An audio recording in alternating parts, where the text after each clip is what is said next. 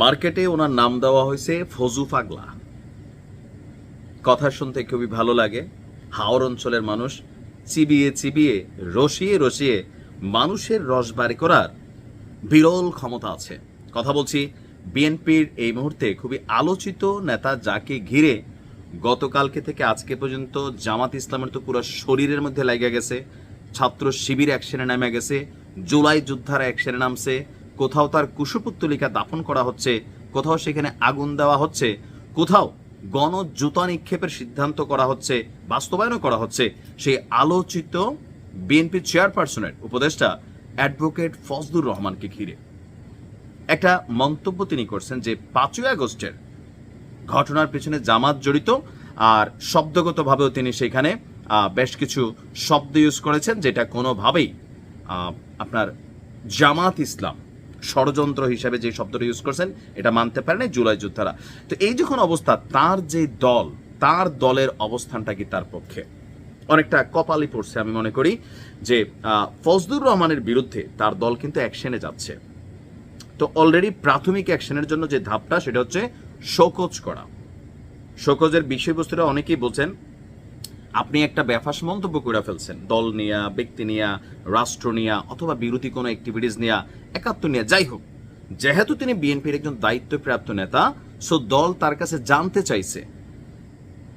আবার সময়ও বাইধা দিছে কত, 24 ঘন্টা। আমি যখন এই নিউজটি করছি অলরেডি 12 ঘন্টার মতন চলে গেছে। আবার তিনিও পাল্টা এই শোকজের জবাবও দিয়েছেন।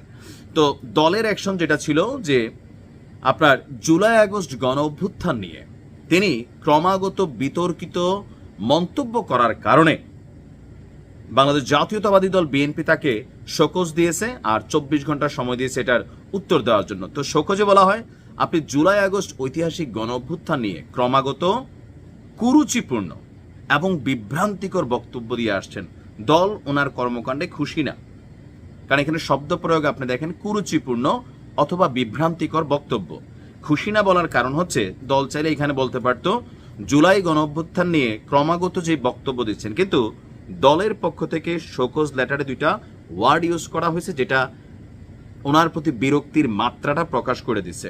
আচ্ছা, এরপরে বলছে আত্মদানকারী শহীদদের নিয়ে যে বক্তব্য দিচ্ছেন তা সম্পূর্ণরূপে বিএনপির দলীয় আদর্শ, গণ অভ্যুত্থানের চেতনার পরিপন্থী। মহিমান্বিত এই গণ অভ্যুত্থানের বিরুদ্ধে এবং গণতন্ত্র পুনরুদ্ধারের আন্দোলন নিয়ে আপনার বক্তব্য জনমনে তীব্র প্রতিক্রিয়া সৃষ্টি করেছে। আপনার বক্তব্য দলের সুনাম ক্ষুণ্ণ করার সুপরিকল্পিত চক্রান্তের প্রয়াস বলে অনেকেই মনে করে। এখন অনেকে শুধু মনে করে না, বিএনপিও হয়তো মনে করে, যার কারণে তারা চিঠিতে আনছে যে আপনার তিনি দলের সুনাম নষ্ট করতে চাচ্ছেন। এমনকি আপনি জনগণের ধর্মীয় অনুভূতিতেও আঘাত দিয়ে কথা বলেছেন। জুলাই আগস্ট অভ্যুত্থানে বিএনপির 450 বেশি নেতাকর্মী, ছাত্র জনতা, 1,500 অধিক মানুষ শহীদ হয়েছে, 30,000 গুরুতর আহত হয়েছে। আর এই বিরোচিত ভূমিকাকে আপনি প্রতিনিয়ত অপমান এবং অপমর্যাদা করছেন। এই ধরনের উদ্ভট এবং শৃঙ্খলা পরিপন্থী বক্তব্যের কারণে কেন আপনার বিরুদ্ধে সাংগঠনিক ব্যবস্থা গ্রহণ করা হবে না তা 24 ঘন্টার মধ্যে দলটির কেন্দ্রীয় কার্যালয়ে জমা দেওয়ার জন্য আপনাকে নির্দেশ প্রদান করা হলো। এখন ফজলুর রহমান সাহেবের যে বক্তব্য আর এই যে শোকজ চিঠি, দলীয় অ্যাকশন যদি হয়, ফজলুর রহমানের কিন্তু কপাল পড়বে। কেন পড়বে? যদি দল থেকে কোনো কারণে তাকে বহিষ্কার করা হয় সাময়িকভাবেও, সাথে সাথে অ্যারেস্ট হয়ে যাবেন। এখন বিএনপির ছায়াটা এই মুহূর্তে তার কাজে লাগবে। তো নোটিশটার জবাবও তিনি দিয়েছেন। তিনি বলছেন যে শোকজের চিঠি হাতে পান নাই, বা গণমাধ্যমে আমরা দেখছি। তো তিনি বলছেন আমি চিঠিটা পাই, তারপর এই বিষয়ে কথা বলবে।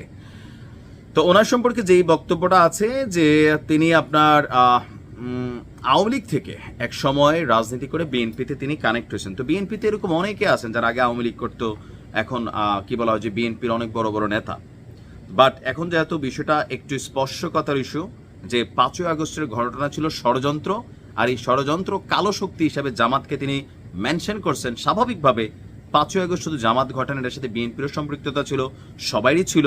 সো ওনার এই বক্তব্যটা কিন্তু সার্বিকভাবে এই জুলাই যোদ্ধা বা এই যে অভ্যুত্থান, ওনার এই বক্তব্যটা এই মুহূর্তে শুধুমাত্র আওয়ামী লীগকে খুশি করবে, কিন্তু এর বাহিরে যারা এটার সাথে কানেক্টেড সামহাও এটা কিন্তু তারা পজিটিভ নেয় নাই।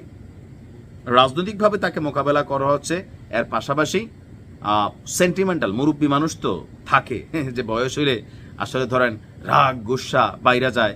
আবার মাঝে মাঝে আমাদের এনসিপি নেতা কর্মীদেরও বক্তব্য শুনলে বুড়া মানুষ না ইয়াং মানুষেরও শরীরে মাঝে মাঝে হালকা রিয়েকশন হয়, কারণ বিএনপির অনেক নেতাই এনসিপি নিয়ে বা জুলাই যোদ্ধাদের নিয়ে মাঝে মাঝে মন্তব্য করেন। কিন্তু তো ফজলুর রহমান তিনি কালকে যে মন্তব্য করছেন এটা আসলে উচিত হয় নাই, হয়তো ঠেলার লগে বইলা ফেলছেন, টেলিভিশন টক শো কাট করারও সুযোগ ছিল না, রাতারাতি ভাইরাল। দেখা যাক তিনি কি জবাব দেয়। তবে বিএনপি খুব শক্তভাবে ওনার বিরুদ্ধে অবস্থান নিয়েছে, চিঠির ভাষা তা প্রমাণিত। দেখা যাক কি হয়। ভালো থাকুন।